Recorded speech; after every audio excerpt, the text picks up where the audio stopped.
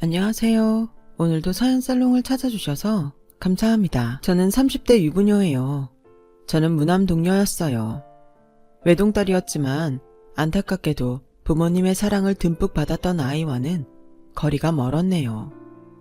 제가 기억하는 가장 오래된 기억에서부터 저희 부모님은 사이가 안 좋으셨고 아버지는 밖으로 놔두셨으며 엄마는 저에게 살가운 분이 아니셨습니다. 제가 초등학교에 들어가고 나서 아버지는 집에서 자취를 감추었어요. 엄마, 주말 지나면 아빠 온다고 그랬었잖아. 왜 주말이 지났는데도 아빠가 안 와? 아빠는 언제 와? 안 와. 꼬라지를 보니까 절대 안 올 것 같네. 그러니까 너도 네 아빠 기다리지 마. 아니, 웬만하면 너한테는 아빠라는 사람이 아예 없다고 생각을 해. 당시에는 엄마의 발언을 오롯이 이해하기가 힘들었고 저는 넋이 나간 채로 아버지를 찾았었죠. 그러나 그런 저를 엄마는 외면하셨어요. 저는 혼자 아빠의 행방에 대해서 궁금해하면서 가슴앓이를 하였고 그렇게 자라나다가 부모님의 이혼 소식을 알게 되었어요. 별거를 하셨다가 끝내 이혼을 하신 것이었죠. 어린 딸이 눈에 밟히지도 않았는지 어쩜 그렇게 무정한 태도로 제대로 된 마지막 인사 한마디 없이 떠날 수 있었는가를 생각하면 아버지란 사람이 악마처럼 여겨졌습니다. 애초에 친가 쪽 친척들과는 왕래 따위는 없었기 때문에 그대로 아버지와는 영영 소식이 끊어졌고 접점이 하나도 없었어요. 그 인간을 만나지만 않았어도 내 인생이 이렇게 나락으로 떨어지진 않았을 텐데 내가 왜 이 모양이 꼴로 살아야 돼? 엄마, 제발 이제 술 좀 그만 마셔. 오늘 저녁밥도 안 먹고 지금까지 술만 마시고 있는 거 알아? 엄마는 자기 딸 생각은 안 하지? 엄마는 내가 불쌍하지도 않나 봐. 내가 왜 내 생각을 해야 하니? 그리고 내가 너보다 100배, 1000배는 더 불쌍해. 알아? 저는 커가면서 엄마 때문에 숨이 턱턱 막혀왔습니다. 뭐든지 상황을 꼬아보고 금세 시리에 빠지고 술에 의존하려고 드는 엄마를 보면서 저도 점차 미쳐가는 것만 같았어요. 집구석에 돈이 있을 리는 만무하였습니다. 하도 돈을 빌려댔더니 외가 쪽 친척들한테는 결국 절연당했어요. 빌려준 돈을 안 받아도 되니까 앞으로 제발 연락 좀 하지 말아달라면서 하나같이 저희 모녀에게 그러더군요. 저는 지독한 가난 그리고 애정결핍 상태에서 학창시절을 지났습니다. 문제집을 사비로 사본 적도 없었고 매점은 한 달에 기껏해야 2번 정도 갈 수 있는 곳이었으며 비가 오지 않는다면 무조건 등하교를 걸어서 했어요. 버스비조차도 아까웠거든요. 입시학원 한번 다니지 않고 저는 수능시험 공부까지 해서 대학에 들어갔습니다. 알아주는 곳은 아니었어요. 다만 장학금이 나오길래 선택한 곳이었죠. 네가 무슨 능력이 있어서 대학생활을 하겠다는 건지 모르겠다. 대학 나오면 고졸보다 더 좋은 직장 다닐 수 있는 건 확실하니? 엄마는 그 얘기를 도대체 몇 번째 하는 거야? 아무리 그래도 고졸보다는 대졸이 나아. 내가 학기마다 장학금 타고 생활비는 아르바이트해서 충당하면 되니까 걱정하지 마.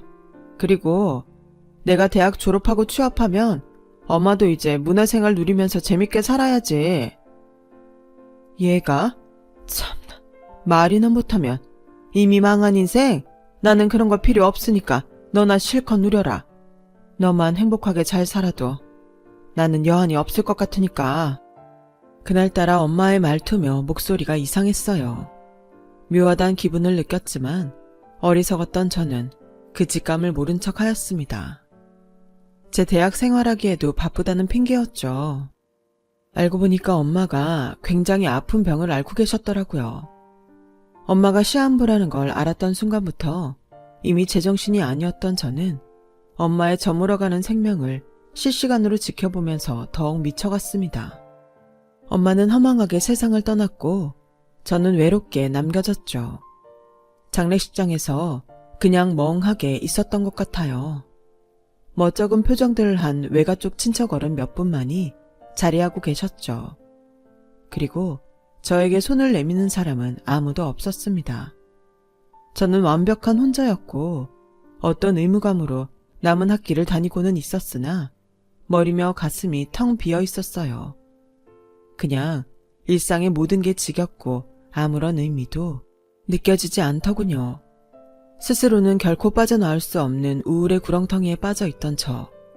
그런 저를 알아봐주고 손을 내밀어준 사람이 믿을 수 없게도 존재하더군요. 딱 그 한 명이 저를 구원해 주었어요. 바로 저의 남편입니다.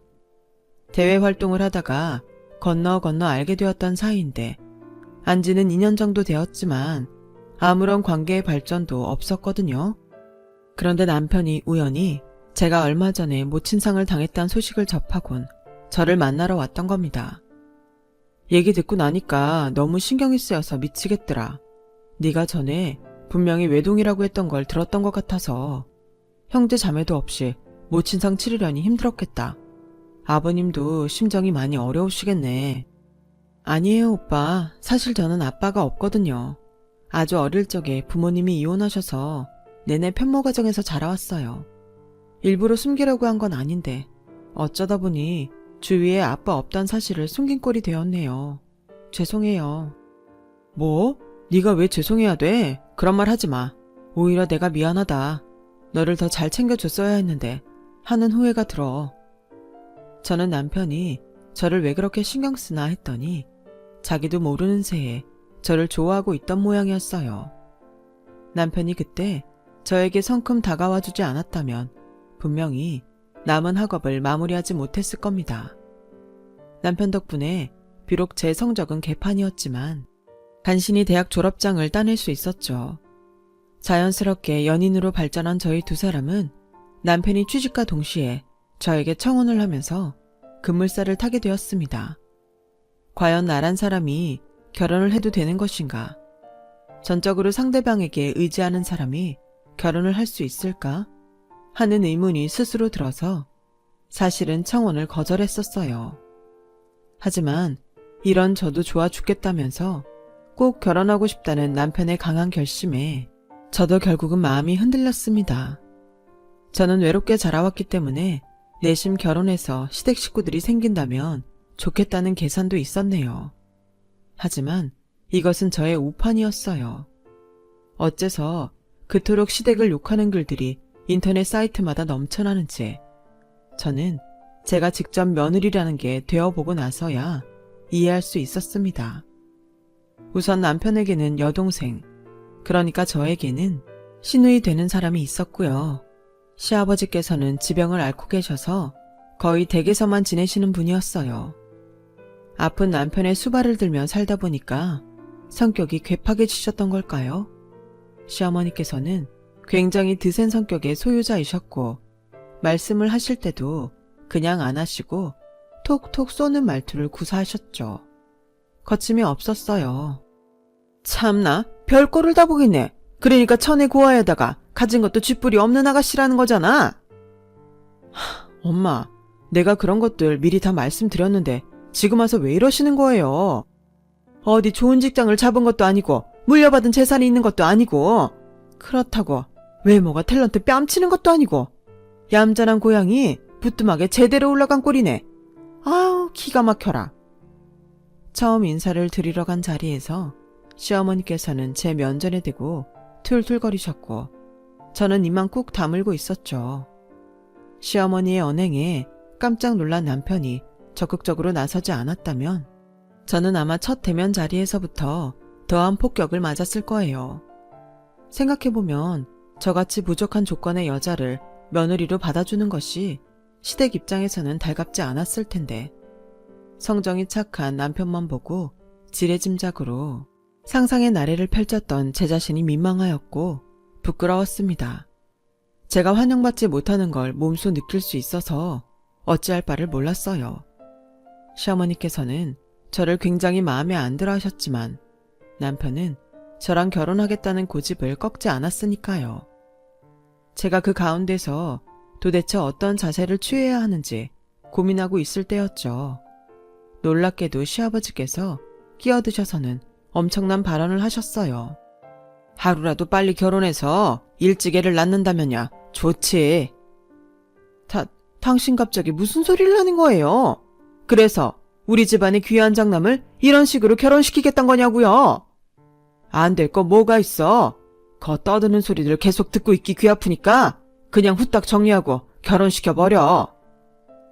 시아버지의 흔쾌한 허락에 시어머니는 뒤로 넘어가려 하셨습니다. 몸이 편찮으신 분이라 그런지 하루빨리 손주 보기를 원하신 것 같았어요. 그 타이밍을 놓치지 않은 남편이 옳았구나 싶어서 얼른 결혼을 진행시켰습니다. 저는 그렇게 남편과 결혼하게 되었고 결혼식 과정에서 부모 없고 돈도 없는 애라면서 시어머니께 모진 구박을 받았으나 이 순간만 버티면 될 것 같아서 가만히 참았습니다. 앞으로 착하고 살가운 며느리가 되면 반드시 시댁 식구들의 인정을 받을 수 있을 거라는 기대를 하면서 말이에요. 그만큼 제가 가족 애정에 목이 말랐었나 봐요. 남편이 회사 말단 신입으로 굉장히 바쁜 시기를 보내고 있었기 때문에 저희 부부는 어쨌거나 시댁에 들어가서 사는 게 최선이라고 판단했어요. 시댁은 방 3개짜리 아파트였고요. 작은 TV가 놓여있는 안방에서는 시아버지께서 거의 하루 종일 칩거하고 계셨고 저희 부부는 남편이 자취하기 전에 썼던 안방과 가장 먼 베란다 딸린 방을 쓰기로 하였습니다. 남은 방에는 저희 짐들을 일부 가져다 놓았고 자취하는 시누이가 주말 같은 때에 오면 잠만 잘 수 있도록 해놨죠. 시아버지께서는 거의 활동을 안 하시니까 논외로 치고 시어머니하고만 잘 지내면 앞으로 제 결혼 생활은 문제가 없을 것 같았어요. 바쁜 남편 대신에 제가 알아서 잘 처신할 계획이었습니다. 하지만 밝혔듯이 이건 저의 오판이었어요.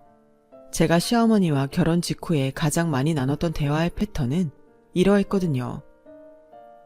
어머니, 이번에는 뭐가 또 그렇게 마음에 안 드시는 건지. 뭐라고? 너는 나를 아주 불만 가득한 사람으로 만들고 싶은 모양이구나. 네? 아니에요. 죄송해요. 그냥 말을 하다 보니까 그렇게 나왔어요. 네 존재 자체가 마음에 안 들어. 그게 문제야. 고아인 것도 내가 다 창피해 죽겠는데 돈까지 없는 가난뱅이인 건 너 스스로도 문제라고 생각 안 하니? 내 아들 등골 빼먹으면서 너는 미안하지도 않아? 양심의 가책이라는 걸 느끼기는 하니? 생각할수록 분통이 터져. 너 취업한다는 건 어떻게 됐어? 다음 주에 면접 보러 다닐 것 같아요. 합격하면 바로 직장 다닐게요. 그럼 바로 다녀야지. 합격하고도 바로 안 다니려고 했니? 이런 영양가 하나 없고 분노와 멸시만 가득한 대화가 시어머니와 하는 소통의 전부였습니다. 제가 집안에 들어오기 전에는 도대체 어떻게 사셨는가 하는 게 궁금해질 만큼 모든 집안일은 저에게 전가가 되었죠. 저는 요리의 젬병이었는데 시어머니께서 무섭게 닥달을 하시니까 겁이 나서 무작정 음식을 했어요. 시어머니 몰래 블로그나 유튜브에서 요리법을 얼른 찾아볼 때면 긴장으로 손이 덜덜 떨려왔죠. 쥐뿔 하나 없이 몸만 딸랑 시집와서 이 집에 들어왔으면 응당 이 집을 귀하게 여기고 네가 직접 가꿔야 하는 거 아니겠어? 안 그래? 네 생각도 그렇지? 네 어머니. 이것만 마저 닦고 얼른 화장실 청소도 할게요. 그래, 너 저번에 보니까 세면대 뒷부분은 제대로 안 닦았더라. 오늘은 더 빡빡 닦아. 시댁에 그 36평짜리 아파트, 그걸 그렇게나 과시하시면서 저를 괴롭히는 수단으로 내미셨다는 게 믿어지지 않습니다. 저는 아파트라고 하면 평생에 살아봤던 게 13평인가? 그 정도 크기였던 주공아파트가 전부였거든요. 이 사실을 아신 시어머니께서는 저를 크게 비웃으면서 제가 풍족한 시댁을 얻지 못했다면 이런 집에 살아보지도 못하고 죽었을 거라고 하셨어요. 그러다가 하루는 제가 눈앞이 핑 돌아서 쓰러졌었어요. 평소에 빈혈도 없었는데 왜 어지러웠을까를 생각하다가 문득 한 가지 가능성을 떠올려냈어요. 그래서 검사를 해봤더니 임신이었죠. 그것도 날짜를 보니까 무려 결혼식을 올리기 전에 임신이 되었던 것이더라고요. 제가 워낙 스트레스를 받거나 하면 생리를 건너뛸 때도 있었고 배가 나오지를 않아서 임신인 거를 몰랐던 거예요. 알고 보니까 뱃속의 아기한테도 괜히 미안한 마음이 들었고 거의 매일같이 야근을 하면서 피곤에 찌든 남편이 임신 소식에는 해맑게 웃으면서 기뻐하는 모습을 보자 착잡한 기분도 들었습니다. 시아버지께서는 무척 좋아하셨어요. 어쨌거나 죽기 전에 손주는 보고 가겠다는 식으로 농담을 하시면서 엄청 좋아하셨는데 시어머니는 상당히 떨떠름해 하셨죠. 그러더니 신우이랑 그렇게나 통화를 자주 해대셨죠. 임신 핑계로 취업 미루려는 것 좀 봐. 아, 꼴도 보기 싫어. 아주 얄미워 죽겠어. 네 오빠가 좀 잘난 사람이니? 응? 우리 집안 대들보인데 어쩜 저렇게 가진 것 하나 없는 애가 홀랑 낚아채 갔냐고. 부모가 없거나 재산이 없거나 둘 중 하나만 해야지. 저건 너무한 거 아니니? 신우이랑 통화하는 소리 작은 방에 들어가서 문을 닫고 말씀을 하셔도 다 들렸습니다. 목소리를 그렇게 크게 하시는데 안 들릴 리가 없었죠. 진짜 서러워서 눈물이 줄줄 흐르더라고요. 남편한테 못 모르고 한번 하소연을 했다가 남편이랑 시어머니랑 싸웠던 이후로는 제가 더욱 시댁에서 가시방석이 되었기 때문에 그때 말고는 남편에게 저희 힘든 것을 말하지 않았습니다. 시어머니 말 맞다나 남편은 사회생활 하느라 힘든 몸이고 저는 쥐풀 하나 하는 것도 없는 주제에 힘들다 어쩐다 이렇게 투정 부리면 안 될 것 같았거든요. 마음고생을 해서 그런지 저는 임신 사실을 알고 나서부터 몸 상태가 안 좋았고 체력이 바닥을 쳤어요. 시어머니는 이런 저를 무척 싫어하셨죠. 쟤 진짜 웃기는 애네? 밖에 나가서 동네 한 바퀴씩 달리고 그래 봐봐. 체력이 안 생기고 버티나? 저게 다 의지박약에다가 게을러 터져서 저런 거지. 혼잣말로 툴툴거리시는데 저한테 다 들렸죠. 저 들으라고 그러시는 게 분명했으니까요. 와, 정말 이대로는 못 살겠다 싶었던 그 타이밍에 저한테 연락을 한 사람이 있었어요. 모르는 번호였는데 무심코 받아봤다가 기절할 듯이 놀랐습니다. 잘 지내고 있었냐? 아빠다. 내 소식이 궁금해서 어떻게든 연락처를 알아내 봤다. 이제 와서 저한테 연락을 하신다고요? 그 오랜 세월 연락 한 통 없으시다가? 네 엄마가 그렇게 떠났다는 걸 알았을 때 그때 이미 너의 연락처를 받아서 알고 있었지만 내가 망설이느라 또 시간을 허비해버렸어. 이제는 더 그러고 싶지가 않구나. 나를 이해해달라고도 용서해달라고도 안 한다. 다만 한번 나를 만나주면 안 되겠냐? 너무 갑작스러웠지만 아버지의 얼굴이라고는 기억 속에서 너무 흐릿했기에 사진으로 만나보는 것이 전부였지만 그럼에도 불구하고 그 떨리는 음성을 듣는 순간 제 안에서 뜨거운 것이 올라왔습니다. 저는 바로 답변을 드리지 못했어요. 먼저 세상을 떠나버린 엄마 생각이 났거든요. 아버지만 아니었다면 엄마가 그 고생을 하다가 병을 얻어 돌아가시지는 않았을 거라는 생각이 자꾸만 저를 잡았습니다. 아버지를 만나고 싶다는 본능적인 욕구와 이제 와서 그럴 것 없다는 이성적인 판단이 저를 고르게 괴롭혀댔죠. 그런 고민 때문인지 저는 입맛도 잃고 더욱 수척해져 갔는데 그런 저를 보며 시어머니께서는 되려 짜증을 내시더군요. 저는 왜 또 저러시나 싶어서 무시하려고 하였지만 시어머니께서는 보통 약이 오르신 상태가 아니었지요.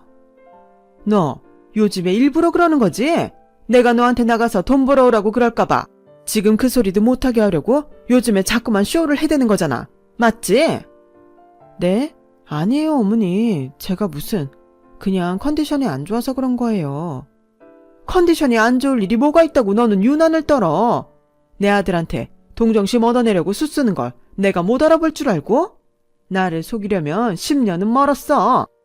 진짜 시어머니랑 있으면 차라리 벽에다 대고 말을 하는 게 낫다는 표현이 왜 나왔는지를 이해할 수 있었습니다. 뱃속에서 커가는 아이를 위해서라도 저는 분가를 해야겠다 싶었고 이런 뉘앙스를 슬쩍 흘렸다가 시어머니와 또 설전이 일어났죠. 네가 돈이 어디 있어서 집을 얻어서 나간다 마느니 하는 생각을 하고 있는 거야. 그거 전부 다 내 아들 돈 아니니? 어머니 아들이기도 하지만 제 남편이기도 해요. 그리고 가진 돈만으로는 택도 없어요. 어차피 대출 받아야 하는걸요. 그래서 그 대출도 쥐뿔 가진 것 하나 없는 네가 아니라 내 아들이 받는 거잖아. 그러면 안 되나요? 부부인데 남편이 받은 대출로 아내가 함께 살면 안 되냐고요. 엄마야? 싸가지 없게 눈 부라리는 것 좀 봐. 부모 없고 돈도 없어서 도끼만 남은 애들. 내가 너 같은 부류들 잘 알지. 내가 이래서 너를 반대했던 것인데. 웬만큼 잘 참아왔었는데 그 순간에는 짜증이 폭발해서 몸이 막 떨려왔습니다. 그 모욕감을 견뎌낼 수가 없어서 저는 눈에 눈물이 그렁그렁 고인 채로 시어머니께 그간 서운했던 것들을 막 따지고 말았어요. 제가 덜덜하면서도 할 말을 다 해대니까 시어머니께서는 어이없던 표정으로 입만 멍하게 벌리고 계셨죠. 그 후로는 냉전 상태였어요. 아무리 그래도 어른인데 제가 너무 막말을 하고 만 것은 아닌가 싶어서 솔직히 후회도 좀 되었습니다. 그냥 더 참을 걸 그랬나 싶었죠. 하지만 그것 또한 저의 오판이었던 것 같아요. 시어머니께서는 겨우 그걸로 충격받으실 분이 아니었거든요. 금요일에 시골집으로 김장하라고 할 거니까 그런 줄 알아라. 저도 같이 가는 건가요? 네가 같이 안 가면 내가 지금 이 얘기를 왜 너한테 하겠니? 아이고, 내가 진짜 너 때문에 답답해서 환장하고 돌아버리겠다. 언제까지 이렇게 맹추를 살려고? 아니 그게 아니라요 어머니. 제가 이 추운 날씨에 그 시골집으로 가서 김장을 하기에는 몸 상태가 좋지 않아서요. 슬슬 배도 무거워져서 도저히. 그거 하루 일한다고 무슨 사다리라도 날까봐 그러니? 하여간 유난이야. 너 내 사촌 2명 알지? 결혼식장에서도 보고 명절날에도 한번 봤었잖아. 시골집에 김장하러 같이 가기로 했으니까 그런 줄 알아. 이럴 수가. 시어머니의 말씀을 듣는 순간 눈앞이 아찔해졌습니다. 시어머니께서 말씀하신 사촌 2명이란 제가 시댁 집안 식구들 다 통틀어서 가장 싫어하는 인물들이었거든요. 한 분은 저를 보자마자 취집 능력 한번 탁월하다며 제가 배경 하나 없는데 시집이나 가서 편하게 살려 한다는 식으로 비꼬셨던 분이었고, 다른 한 분은 제가 빵을 좋아한다는 말을 하자 옛날에 태어났으면 장발장이 됐을 것 같다며 황당한 발언을 하셨던 분입니다. 제가 뭣도 없는 사람인데 빵을 좋아하니까 빵이나 훔치는 장발장과 어우러진다는 말씀을 하셨던 것이죠. 그런 분들하고 한 차를 타고 1시간이 넘는 거리에 있는 시골집에 가서 김장을 담글 생각을 하니까 진짜 과장 안 보태고 등줄기에 식은땀이 흐르더군요. 공포스러운 금요일을 앞두었던 그 시점에 저는 다시 연락을 받게 되었습니다. 번호 차단을 해놓을까 하다가 차마 그러지는 못했던 아버지였죠. 고민하다가 전화를 받은 저는 모난 마음에 모진 소리를 내뱉었습니다. 궁금해서 전화해봤다. 그래, 잘 지내냐? 별일은 없고? 제가 잘 안 지내면 어쩔 건데요. 별일이 있으면 어쩔 거냐고요. 날카롭게 받아치고 말았는데 잠시 침묵을 지키신 아버지가 이윽고 꺼낸 한마디에 저는 무너져 내리고 말았습니다. 그럼 내가 도와줘야지. 어떤 어려움이든 내가 해결해줘야지. 그 도와준다는 말을 듣자마자 저는 완전히 무너져서 엉엉 울고 말았어요. 아파트 단지를 올라가던 중이었는데 그냥 그 자리에 주저앉아서 지나가던 이웃 주민들이 보든 말든 숨 넘어가게 울었습니다. 아버지께서는 그저 제가 다 울 때까지, 울음소리가 잦아들 때까지 저를 기다려주셨어요. 그것만으로도 큰 도움이 돼서 저는 후련하게 다 운 다음에 아버지께 부탁을 드렸죠. 그것은 제 딴에는 엄청난 용기를 수반하는 행위였어요. 이윽고 김장하기로 한 당일 아침 대바람부터 시어머니의 사촌 2분이 시댁으로 방문을 하였습니다. 차 한 대로 같이 갈 요량이었기에 그렇게 한 것이었는데, 아니나 다를까 2분은 저를 보시자마자 시어머니와 합세하여서 사람 자존심을 살살 갉아먹는 소리들을 하셨습니다. 가정 환경이 그래가지고 김장하는 걸 본 적도 없다면서 우리가 오늘 김장이 뭔지 제대로 알려줘야겠는데? 돈 많은 집들은 사 먹기도 하지만 그런 경우도 아니었으니 김장김치나 옳게 먹어봤겠어? 분에 넘치는 집안에 시집와서 호사를 누리네. 세 분이 깔깔거리시든 말든 저는 평온한 미소로 상대해드렸죠. 준비를 다 마치고 엘리베이터를 타고 1층에 내려왔을 때 저희 앞에서 갑자기 멈춰선 차량 한 대 때문에 저희는 모두 발걸음을 멈춰 세워야만 했어요. 까만 벤츠의 운전석에서 젊은 사람이 하나 내리더니 차 뒷문을 여니까 캐주얼한 정장 차림에 커다란 키, 중후한 매력이 뿜어져 나오는 신사한 분이 내리더군요. 저 사람이 분명 제 아버지가 맞다는 사실에 압도되어서 저는 말문이 막혔어요. 아버지의 모습에 본인들끼리 빠르게 이 아파트에서는 못 보던 얼굴이다. 차 비싼 거 팔아. 쑥덕거리셨던 세 분은 그 당사자가 저에게로 곧장 걸어오자 금세 어리둥절해지셨습니다. 우리 딸, 아빠랑 오늘 백화점 가기로 해놓고 잊어버린 것 같아서 직접 데리러 왔다. 아버지가 씩 웃으시면서 그렇게 말씀하신 순간 저는 제 옆에서 비명에 가까운 숨을 들이키는 시어머니의 소리를 똑똑히 들었습니다. 제가 입을 떼기도 전에 아버지가 먼저 시어머니 쪽을 바라보며 말씀하셨어요. 아, 처음 뵙겠습니다, 사부인.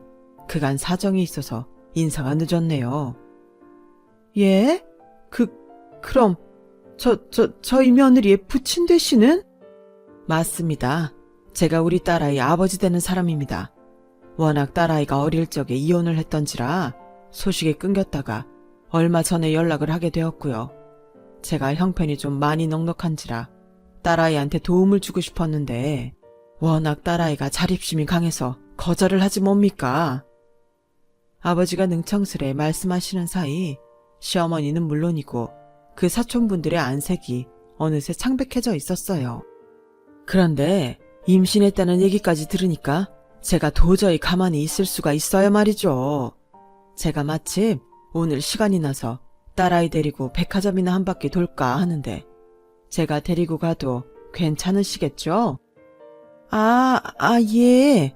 저희가 원래는 며느리랑 다 같이 김장을 하러 가는 길이었기는 한데. 김장이요? 상당히 아기자기하게 사시는군요. 보기 좋습니다. 돈으로 충당할 수 없는 단란한 맛도 좋죠. 그런데 저희 딸아이는 빼주세요. 임신한 며느리에 대한 배려가 넘치는 분이라면 응당 그러실 줄로 믿습니다. 안 그렇습니까, 사부인? 부드러운 말씨를 구사하고 있지만 압도적인 카리스마를 뿜어내는 아버지 앞에서 시어머니는 아무 말도 못하셨어요. 아버지가 손으로 제 어깨를 감싸시며 벤츠 차량 앞으로 에스코트를 하시는데 뒤통수에 꽂히는 열렬한 시선들이 느껴졌죠. 저는 시댁 서민방에게 아무런 설명도 하지 않은 채 그저 아버지의 차에 올라탔고 그대로 그곳을 벗어났어요. 많이 놀라셨는지 시어머니께서 다리에 힘이 풀리신 것 같은 모습을 힐끗 돌아보면서 말이에요. 아버지가 저를 데려가 주신 곳은 고급 브런치 식당이었어요. 그곳에서 마주 앉아 식사를 하며 이런저런 대화를 나누었습니다. 아버지는 엄마와 극심한 성격 차이를 겪고 그로 인해 결혼 생활에 지독한 염증을 느껴서 어렸던 저를 챙기지 않은 채 그대로 떠나셨던 분이었죠. 새로운 인생을 살고 싶다는 강렬한 열망을 바탕으로 노력하신 끝에 부와 명예를 한꺼번에 움켜쥔 주인공이 되기도 한 분이셨고요. 거의 준재벌급이라고 할 수 있는 집안의 여자와 재혼까지 하셨고 그 사이에 자식도 한 명 보셨더라고요. 놀랍게도 그 집에서 저를 챙겨주고 싶다고 했대요. 그래서 아버지가 저에게 어떤 금전적인 지원을 해주든 다 동의하겠다고 밝혀왔다는 이야기를 듣고 믿을 수가 없어서 눈물을 흘렸습니다. 그간 네가 힘들고 외롭게 살아왔다는 것을 알게 된 이상 내가 너에게 해주지 못했던 것들을 이제라도 다 해줘야겠다는 생각만 드는구나.